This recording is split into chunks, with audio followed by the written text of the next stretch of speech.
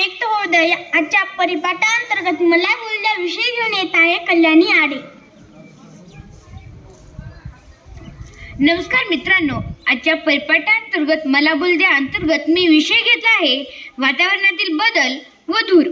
मित्रांनो, आज वातावरणामध्ये किती बदल झाला आहे बरं. आपण या गावात राहतो तेव्हा या गावामध्ये अगदी हिवाळ्यामध्ये थंड हवा आणि इकडे बघितलं तिकडे बघितलं तर प्रसन्न वातावरण आणि झाडीच झाडे, म्हणून आपल्याला गावामध्ये राहावंसं वाटतं. आणि त्याच जागी जर आपण शहरामध्ये गेलो तर तिथे ठिकठिकाणी झाडे नाहीत, ठिकठिकाणी मोठमोठ्या बिल्डिंग, आजूबाजूला गाड्याच गाड्या, ट्रॅफिक जॅम. आणि जर आपण एखाद्या पार्कमध्ये जर गेलो ना तर तिथे जरी एक दोन झाडं असतील, अगदी बोटावर मोजता येईल तेवढीच.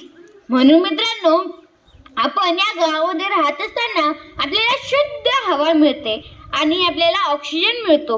म्हणून आपल्या या गावामध्ये वातावरण छान आहे. आणि जर आपण शहरामध्ये गेलो तर आपल्याला तिथे 2 मिनिटंही थांबावंसं वाटणार नाही, कारण की तिथे शुद्ध हवाच भेटत नाही. आणि मित्रांनो, धूर. आता आपली आई म्हणते, आजी म्हणते, आम्ही पूर्वी तर चुलीवर स्वयंपाक करायचो. असं जर आपण ऐकलं तर आपल्याला वाटेल आजी किंवा आई असंच काहीतरी म्हणत असतील, पण ती खरंच आहे. कारण की आज पण गावागावामध्ये प्रत्येकाच्या घरी चूल आहे, पण जास्त आज गॅस बाटलाचा उपयोग होत आहे. ठिकठिकाणी गॅस पोचला आहे. मित्रांनो, तुम्हाला माहीत आहे का, धूरमुळे आपले जे फुफ्फुस असतात ते खराब होतात आणि त्यामुळे ज्या आपल्या आई असतात ते आजारी पडतात.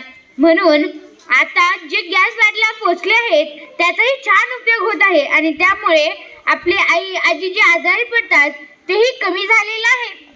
म्हणून छानच झालं असं म्हणावं, कारण की आपली आजी आई त्यांच्या काळातल्या गोष्टी जेव्हा सांगतात ना तेव्हा आपल्याला आश्चर्यच होतो, कारण की त्या काळात तसं होतं असं आपल्याला वाटतं. आणि असंही वाटतं की आपली आजी आणि आई काहीतरी खोटंच बोलत आहे, कारण की आज बघा बरं तुम्ही किती बदल झालेला आहे.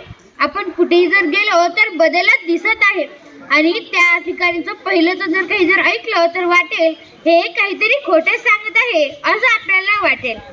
आणि मित्रांनो, वातावरणातला बदल हे माणसांनीच घडवून आणला आहे, कारण की माणसांनी मोठमोठी जंगलं कापली आणि त्या जंगलामध्ये जे झाडं होते त्यामुळे जे आपल्याला हवा मिळत होते तेही मिळणं बंद झालं.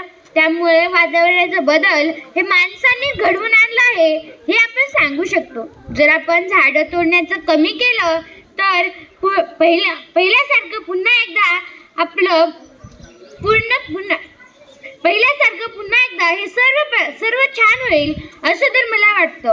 म्हणून मित्रांनो, आपल्या आई वडील जे पण काही आपले काका काकू असतात त्यांना सांगून द्या की तुम्ही झाडं तोडू नका, उलट आपण 2-3 असं वेगवेगळी झाडं लावू.